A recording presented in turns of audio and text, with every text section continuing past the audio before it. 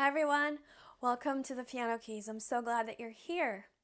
Well, as I'm sure you all know, this is March 2020 and we are in the midst of the coronavirus situation. Let me know in the comment section how you're doing. Where are you in the world? How are you coping? What's going on in your country? I am a musician, and so all of my work has stopped immediately as of this week, which is not great. But I'm using this opportunity to make the best of the situation, and I'm going to do all the projects that I've been putting aside because I've been so busy working. So I'll be making videos and courses, and I'll be exercising, getting my body back in shape, and just, focusing on the positive while also knowing and acknowledging that a lot of people are suffering in the world. So overall, my position is fine in comparison to those people who are truly suffering. If you're watching in the future, comment below. Let me know what happened. Did we survive? So this video is a practice tip video, and it deals with how to practice fingering. I did not edit any of it out. I basically practiced two measures of Fantaisie Impromptu by Chopin, and it's a run that has a fingering that's been kind of confusing for me. Every time I come back to it, I have like a little glitch in the matrix. So I decided to practice it, and I figured, oh, maybe you would want to watch this and you would get some value out of it. So I didn't edit anything out. It's quite long. It's like 25 minutes just practicing two measures, but you'll get to see my process. This is actually how I practice. And even though it takes a really long time, I know that what I'm doing is laying a very solid foundation so that anytime I come back to this piece, when I play that run, that passage, then I know, I feel secure, I've practiced it, I don't have to go back and fix it every time. And I explain to you what I do so you can take my my method and apply it to whatever you need to apply to. So you can use the same system of practicing no matter what you're working on in terms of fingering. Check out my new revamped website, thepianokeys.com. I've been working on it kind of off and on for a few months. I'm not a web designer, so I've been doing my best, but I'm actually quite proud of the work that I've done.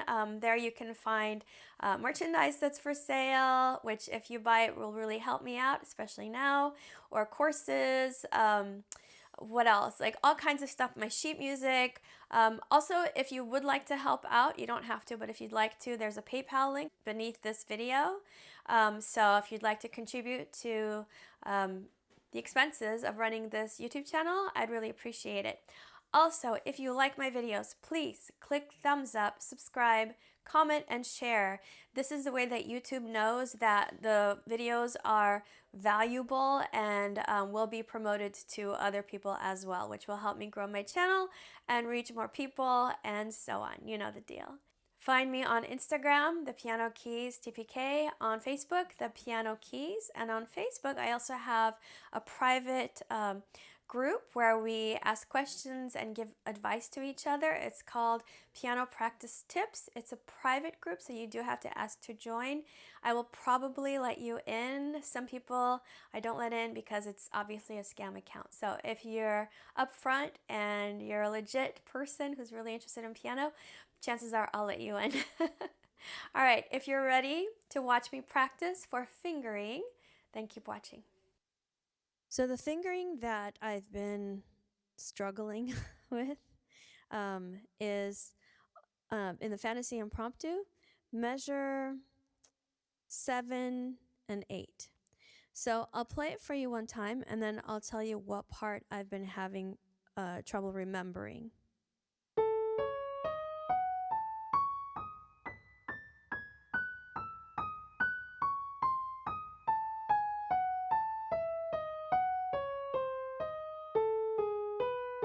So you can see there's a lot of turning over and stuff like that. And I wasn't sure, so this part is fine. I'm good until here. Now, what I needed to remember was to bring third finger over because that's what I decided that I wanted to do. So what I'm going to do is play from this high B coming down And I'm going to stop on that third finger on the D sharp. And I'm going to do it several times because I want to make like a mental marker for myself, highlight that finger on that note, so it'll be something that my brain and my fingers will remember. So I'm going to do that a few times.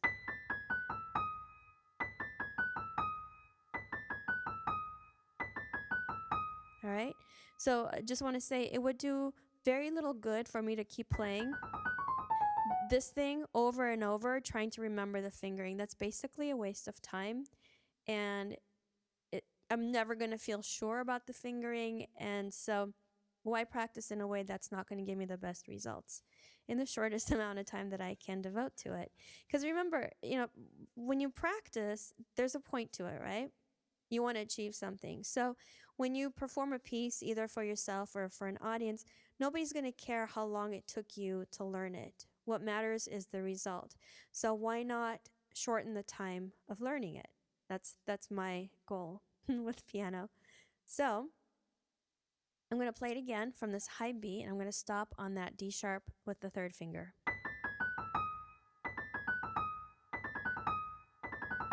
And I'm going to do it with a different rhythm just to mix things up.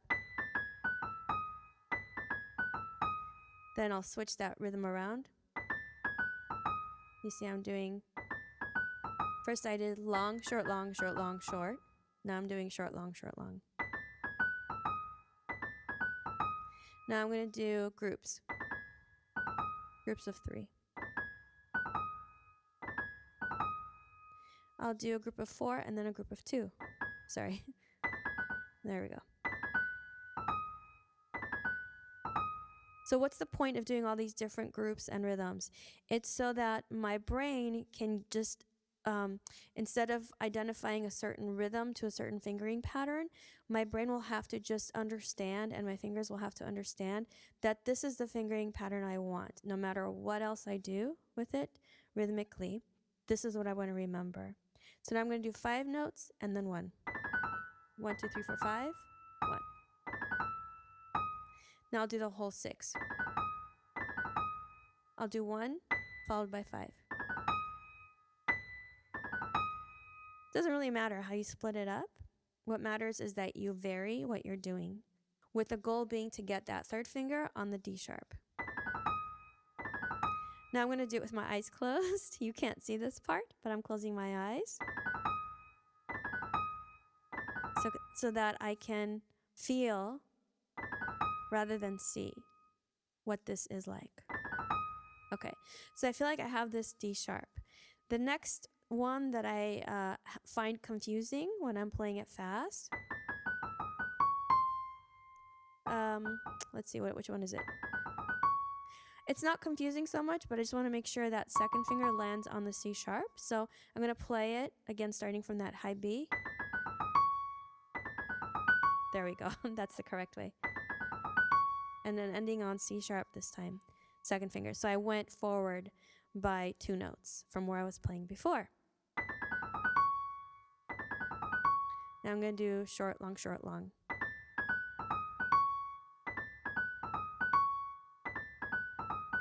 Now I'll do long, short.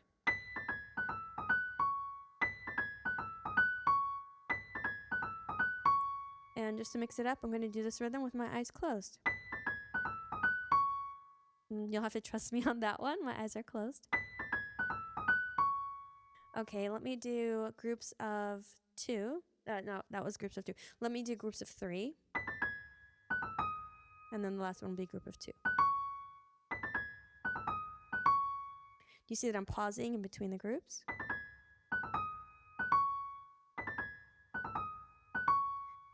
This time I'll wait on the first one, then I'll do group of 3, then another group of 3, and then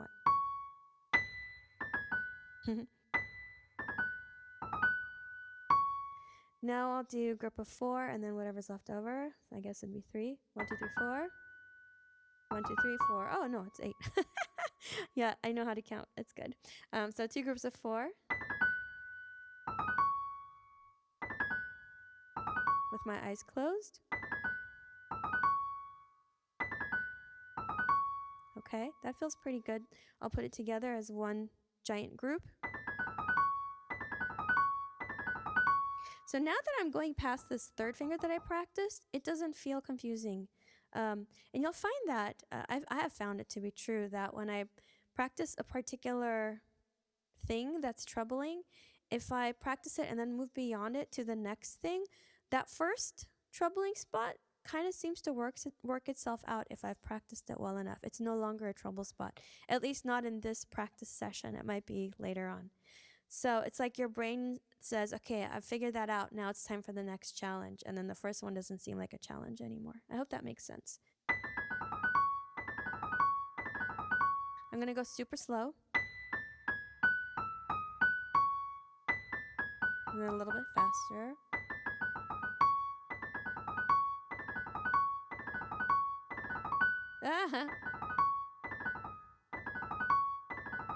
So I'm finding that this guy is troubling me. So I'm going to back up a little bit and practice stopping on that F sharp. So we're giving ourselves a marker there, like a highlighted place to hold on to mentally.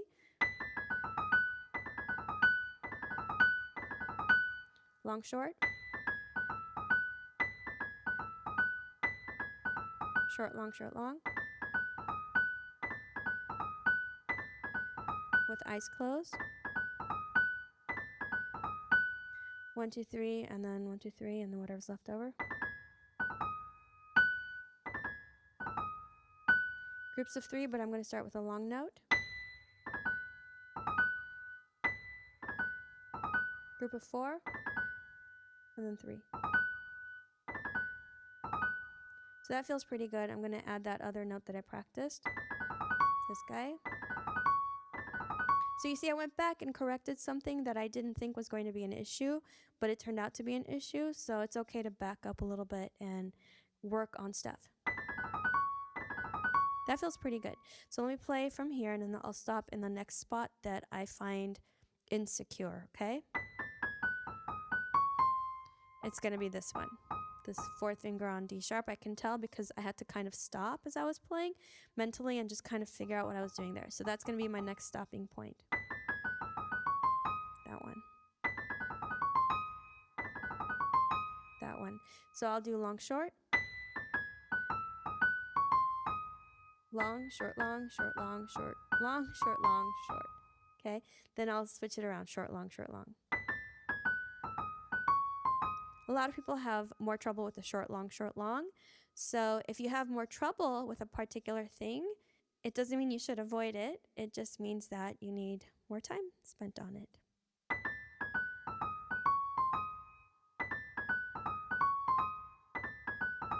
Yeah. I'll do groups of 3. And I make sure that I stop in between the groups to kind of think about what's coming up next. So it's a way of giving yourself extra time to think while also making your fingers work fast. So where was I? Okay. 3. I'll do groups of 3 again, and this time I'll stop on the first one.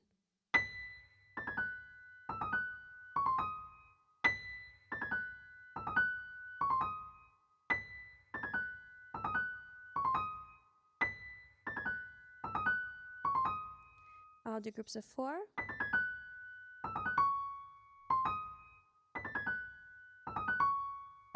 I'll do that with my eyes closed.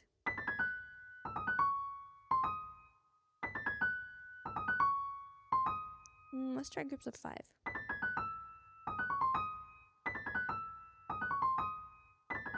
1, 2, 3, 5. 1, 2, 3, 5. No. Okay. You see, I had to actually stop and think about it because now I'm organizing the rhythm differently, so the pattern seems different for my brain. And what that's making me do is really learn the notes and the fingering.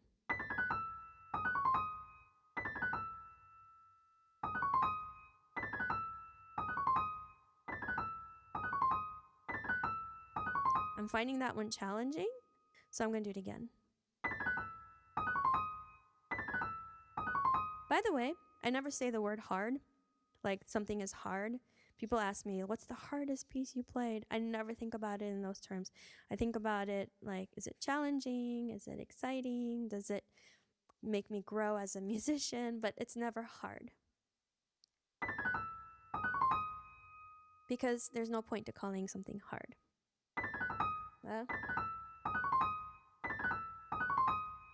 I'm going to try to do the whole thing now. Okay, so I'm going to go super slow. Yeah, by the way, people think that fast is hard, which it might be challenging, but going super slow is also very challenging. Because you can't rely on your muscle memory. You have to actually think about what's coming up. And if you can't play super slow, it's probably because you don't know it very well.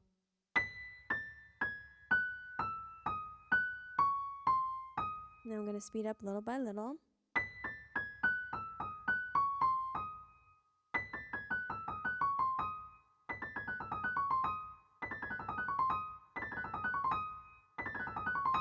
Okay, so what's my next treble spot? Let's see.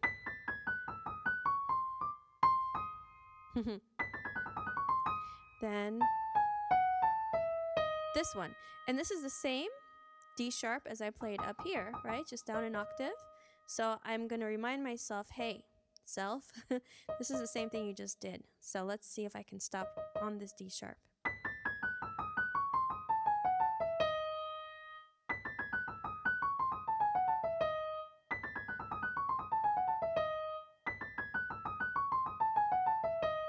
I'm going to do long short.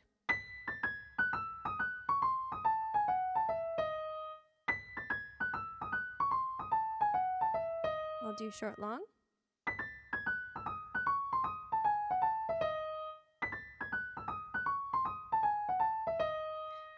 I'll do groups of 3.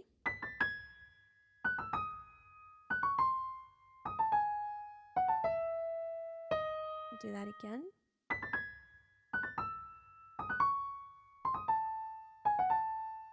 It almost sounds like a totally different thing when I do it in the groups of 3. And so it's challenging me to remember the notes in the right sequence with the right fingering. I'll do groups of 3, but I'll make the first one long this time. So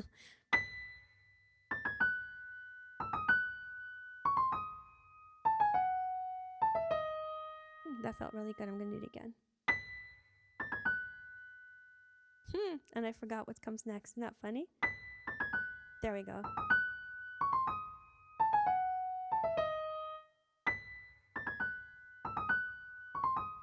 Nope, that's 4th finger. Part of this confusion is because I'm talking out loud, so my my brain function is being split, but that's good. That's another challenge.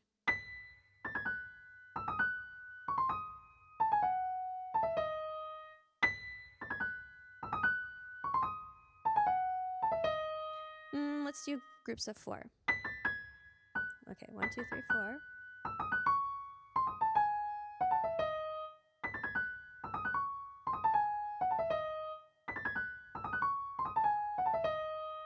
I'll go super slow, or slower than that.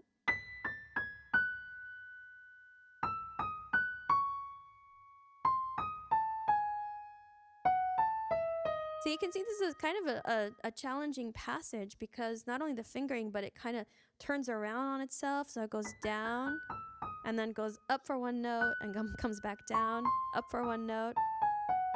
But it's not like it's not a repeating pattern. It's slightly different every time. So like it goes down 1, 2, 3, 4, 5, 6 notes the first time, jumps up one note, goes down 2 notes, jumps up 1 note, goes down 3 notes, jumps up 1 note, goes down 2 notes. So do you see it's very irregular? So that's what makes it challenging as well, which is kind of cool. So I'm going to do that again. Let's do groups of 4.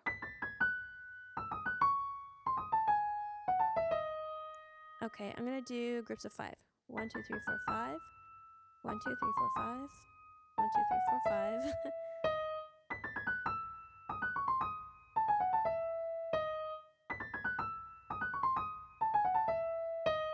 Okay, I'm gonna do the whole thing with my eyes closed and just regular rhythm.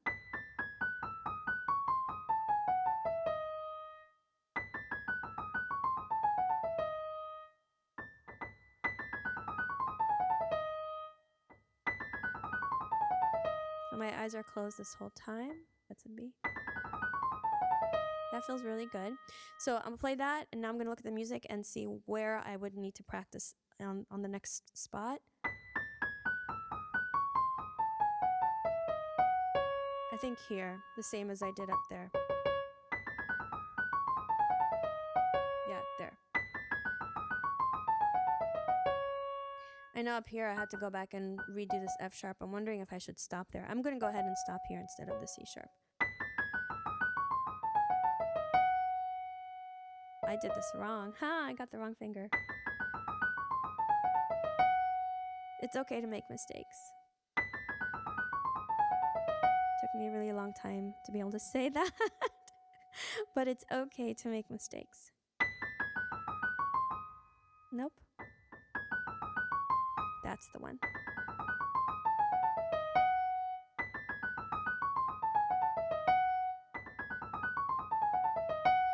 So I'll do a long short.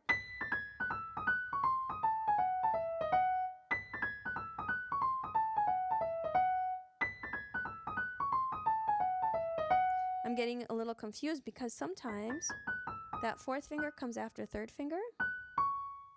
And sometimes it comes after the first finger, yeah. So again, it's irregular, which makes it really much more challenging than if it were a regular pattern. Like, you know, something like that's so easy because it's a repeating pattern, right? But this is very irregular.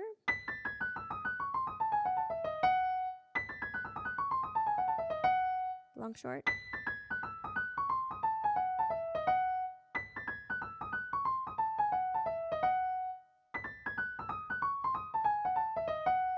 Short, long. Groups of 3.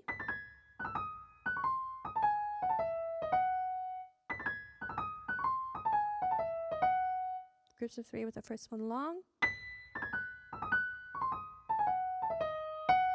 Do groups of 4.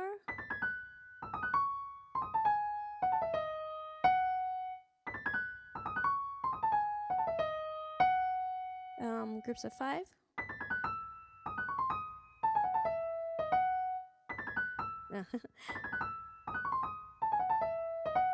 And then I'll just do the whole thing.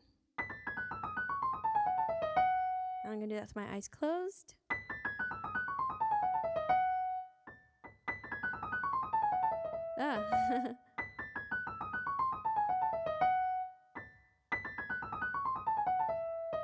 I'll do that better. There we go. All right, and then the next one I know it's going to be the very next note. That one, so long, short.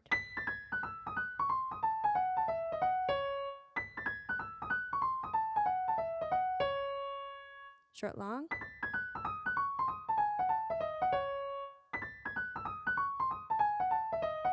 Groups of 3.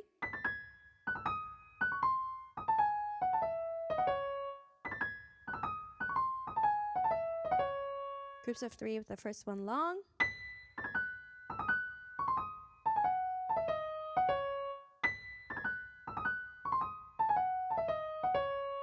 And groups of 4.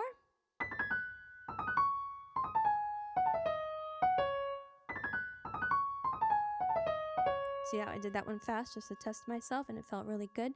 I'll do groups of 5.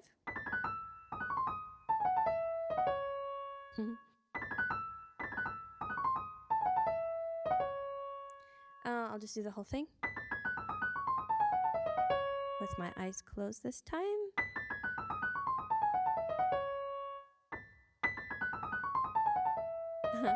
Do that better.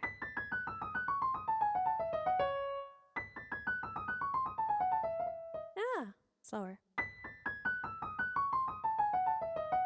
Another thing is if you repeat something like several times, after a while your brain gets tired, and then you have to walk away for a little bit. That's perfectly fine. I'm not going to walk away right now because I'm making a video. So also, since I'm a professional, sometimes I play shows that are as long as, 3 or 4 hours long. So I don't have the luxury of walking away when I'm tired. So I also have to train myself to focus even when I'm tired. but that's because, you know, I get paid to do that. So if you're not professional, and probably if you're watching this, you're probably not, give yourself a break, walk away, you know, go take like 10 minutes, go outside, get some fresh air, get some blood circulating, and then come and sit down again. It'll be much better than if you try to force yourself, you know, to concentrate. Okay, next. Okay, so here's where I'm going to run into some confusion, because I'm getting to the end of this run, and normally when I've been going to that G sharp, let's see. Well, no, the other time was, okay, so let me not say that. Let's see, am I doing all right? Yeah, what I was saying is right. So far I've been I've been playing the G sharps with my third finger, but now as I come to the end of this run, I'm going to have to remember that the last one, the G sharp, is with the second finger. So that's something I have to tell myself, like literally tell myself as I'm playing, like this is the last one, make it with second finger. But I do that in my head very, very quickly. So this one, see, that breaks the pattern. So it's really important to know that.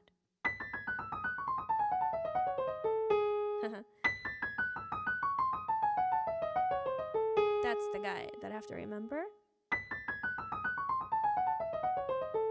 I can remember, like, as soon as my hand comes like right in front of my torso, that's the one that's different. And I use tricks like that sometimes. Like when you're down here, it's a certain thing. When you're over here, it's a certain thing. All right, so here we are. That was kind of uneven, but that's okay. I'm going to do it long, short.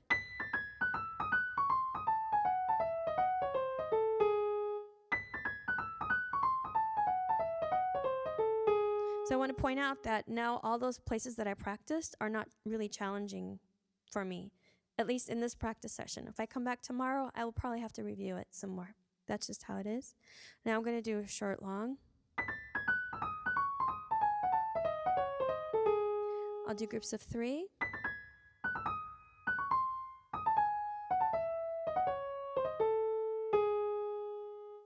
Groups of 3 with the first one long.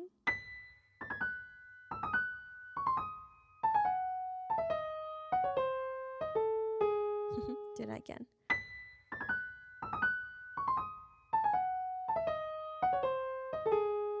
Groups of 4.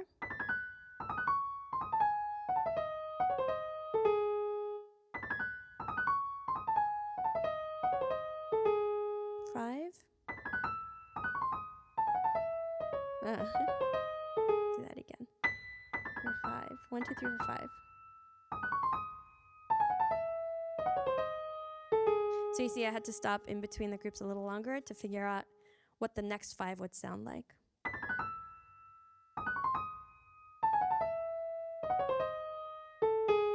Now I'll play the whole thing with my eyes closed.